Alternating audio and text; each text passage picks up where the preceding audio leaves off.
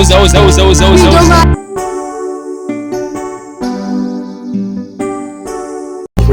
Kuendelea namna tu jinsi ambavyo wewe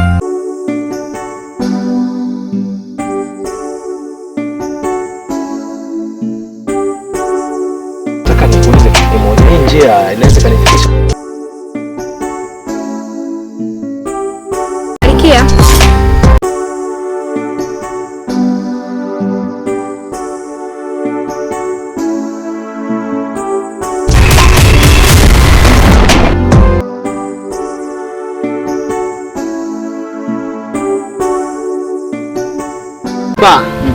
Kibali.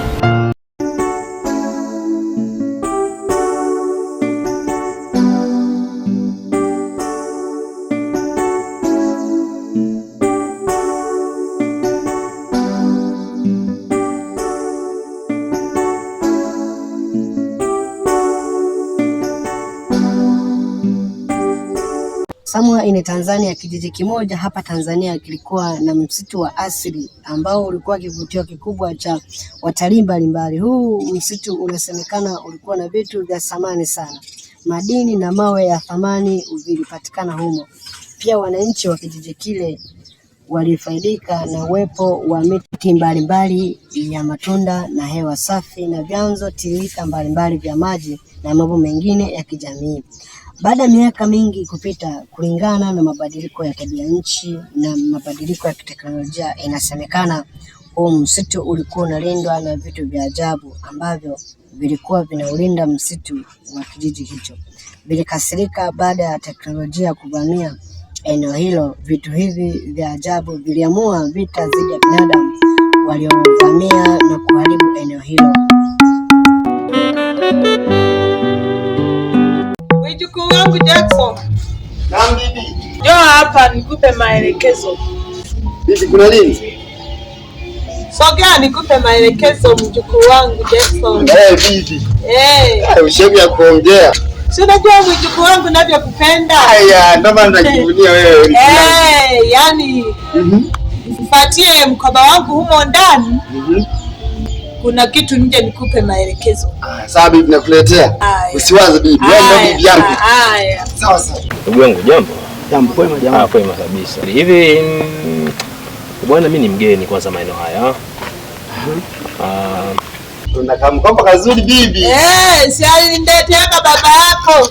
Nionyeshe sasa kitu hiki. Naitwa Michael. Mimi mwenzako naitwa Fortunatus. Asante, lakini nataka nikuulize kitu kimoja. Hii njia inaweza kanifikisha kuna kijiji kimoja kinaitwa Makomango. Bibi, hichi ndio nini sasa? Hiki kitu uende kule msituni. Sawa. Makomango. Kwanza wewe mwenzangu unatoka wapi? Mimi natokea Iringa. Kwa unaelekea kijiji cha Makomango. Basi sawa. Makomango unatakiwa unyooshe na hii njia. Okay. Ukifika pale mbele, kuna njia inakata kwenda kulia. Inaenda kulia. Unaona? Ndipo utapata ulisi wa babu yako. Uende ukatafute tena kipande kitatu. Sawa. Cha hivi. Bibi, nataka nikuulize swali. Ina maana kupitia hichi naweza nikapata mali kweli? Yaani kupitia hiki utapata mali nyingi sana na utatajirika sana na mke wako Maua. Yaani mke wako mtaishi maisha mazuri mno ya raha tu. Sawa. Sasa bibi, mimi nitajitahidi nitaenda kijijini. Sikule kule ambako tulikuwa tunaishi zamani. Huko tulikokuwa tunaishi zamani. Kuna mali za babu yako. Nitakuhakikishia hizo mali na zitafuta. Alafu umeniambia kwamba kuna vipande vingine vitatu. Vitafute. Na maana kuna kipande kimoja huko. Utafute tena vipande vitatu. Inakuwa vingapi? 4. Sawa. Sasa jitahidi sana mjukuu wangu. Kesho tu. Jitahidi sana usikie. Bibi, Nashukuru sana. Yaani utakuwa umetajirika mno mjukuu wangu. Haya bibi. Na mke wako. Haya, leta kwa mkoba wako nirudishe ndani. Rudisha sasa mkoba wangu. Asante. Basi hiyo njia moja kwa moja itakufikisha Makomango. Makomango. Hakuna njia nyingine tofauti pale? Hakuna njia nyingine. Yaani kama utaifuata hii njia na ukifika pale mbele kata kona kwenda kulia. Hapo tayari moja kwa moja utatembea kidogo hapo umefika tayari kwenye kijiji cha Makomango. Basi asante sana ndugu yangu. Haya, safari njema ndugu yangu. Haya.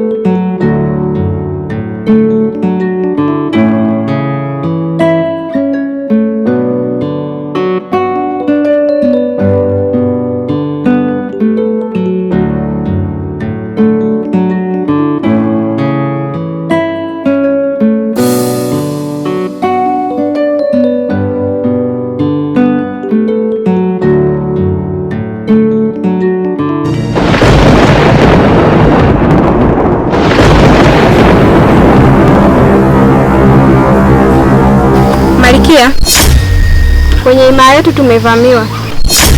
Kuna binadamu ametuvamia. Kijakazi wangu, unapataje ujasiri wa kuniletea taarifa kama hizo? Hamna binadamu yoyote anayeweza kuvamia huu msitu bila idhini yangu. Hivyo basi, naomba utoweke. Sawa? Sawa Malkia.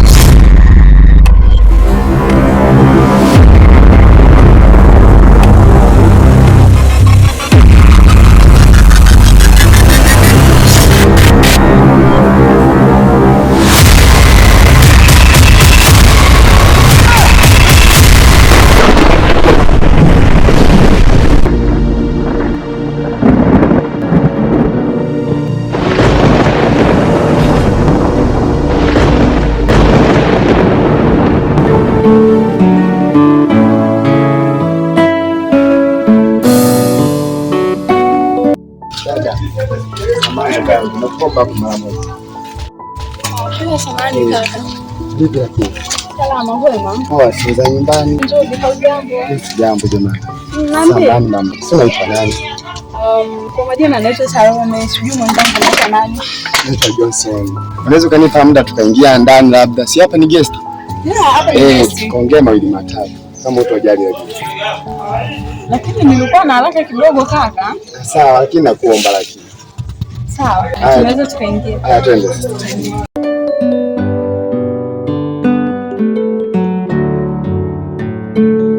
Hapa tunatosha. Sawa, hapa. Unajua ni dada. Nimetoka kukutia sana. Kama niwe na yaani ndio kwanza tumekutana hapo njiani kweli. Na unaniambia umenipenda, umenielewa. Alafu hata sikujui vizuri jamani, kiurahisi namna hiyo. Wewe maisha yako yafahamu. Yamkini mimi na wewe Mungu akawa ametengeneza uhusiano fulani hivi. Hata wazazi wetu sijui walipateneje, unajua.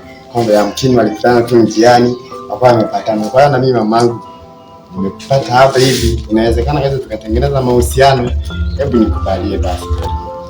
Umetoka wapi? Nimetoka mjini, nimekuja kijijini kufanya mambo ya utalii. Si unajua hata na serikali inahimiza utalii. Kwa hiyo nimekuja kufanya utalii wa ndani huko. Okay. Kwa huko ulikotoka una mke kakaangu, kwa sababu tunaweza tukaingiza mambo ya mahusiano ukiwa una mke wako. Ilitakiwa kwanza nijue cha kwanza ni maisha yangu. Mimi sihitaji mwanaume aliye na mke. Nataka mwanaume ambaye nikimiliki mwenyewe najua ni wa kwangu peke yangu. Mimi ni mwanaume ambaye waga napenda sana kuongea ukweli. Sawa.